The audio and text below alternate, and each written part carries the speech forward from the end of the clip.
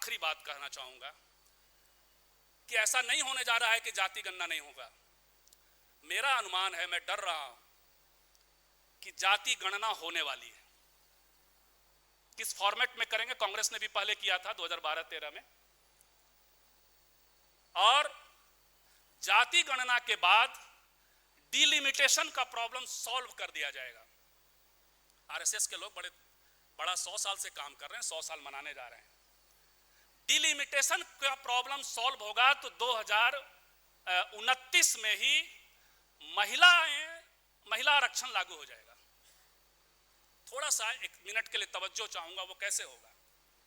वो इसलिए कि अटल बिहारी वाजपेयी के टाइम में एक रिजोल्यूशन, एक संविधान संशोधन हुआ, और ये हुआ कि 2026 के बाद जो जनगणना होगी, 2025 के बाद जो जनगणना होगी उसके बाद ही डिलिमिटेशन हो सकेगा।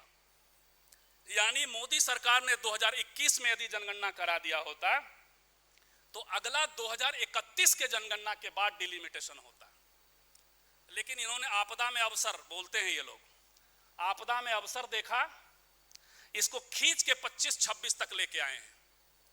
तो वो जो अटल बिहारी वाजपेयी वाला संविधान संशोधन है उसका डेट क्रॉस कर रहा है, और उसके बाद थोड़ा तमिलनाडु में बात कर लेंगे, साउथ के लोगों से बात कर लेंगे, डिलिमिटेशन लागू करेंगे, ये फॉर्मूला निकालेंगे और महिला आरक्षण हो जाएगा। तो क्या मोदी जी हमारे हो जाएंगे? नैरेटिव दिखा रहा हूं मैं, और दोनों तरफ कांग्रेस पे थोड़ा कम बात कर रहा हूं, क्योंकि कांग्रेस की बीमारी यह है कि शुरू से ही एनी बेसेंट ने 1920 में दलित रिजोल्यूशन पास किया। श्रेय ले लेने की बीमारी। हम लोग बात कर रहे थे 2024 का विलन कौन है। 2024 में जीत हो गई होती तो वो यानी कौन है एनी बेसेंट? ये वो एनी बेसेंट हैं जो कहती हैं कि दलित, उसमें अछूत बोलते थे कि अछूत जो हैं गंदे रहते हैं, इसलिए उनको स्कूलों में, वो थोड़ा पहले ही उन्होंने स्टेटमेंट दिया है।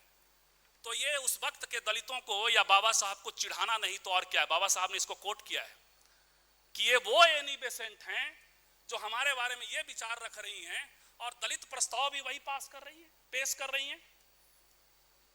जो हरिजन कहता हो वो हमारा रहनुमा हो जाता है। तो ये सब है, ये संकट है। लेकिन खैर, ये सब चीजों के बीच में यदि मोदी जी ऐसा कर देंगे तो क्या अम्बेडकरवादियों की लड़ाई खत्म?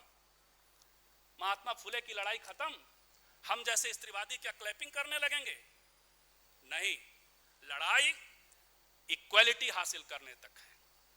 बाबा साहब का जो मंत्र है, समता हासिल करने तक है, बंधुता हासिल करने तक है, स्वतंत्रता हासिल करने तक है, एक एक व्यक्ति की गरिमा हासिल करने तक है, जो संविधान कह रहा है। वही मैंने कहा कि जो एक तो व्यक्ति यूनिट हो, हिंदू धर्म में जाति व्यवस्था में समुदाय यूनिट होता है, इसीलिए उसे लड़कियों को प्रेम करने का हक नहीं, लड़कों को निर्णय लेने का हक नहीं। खाप पंचायतें सीधे सीधे निर्णय सुनाती हैं, हत्याएं होती हैं, ये सब कुछ होता है। तो जब तक हम ये हासिल नहीं करेंगे, समता, बंधुता, स्वतंत्रता और व्यक्ति की गरिमा, तब तक लड़ाई जारी है। ये जो घटनाएं घटती हैं उसके बीच से हमें अपने वक्त को पहचानना होता है। ये 1936 का भाषण यही कहता है।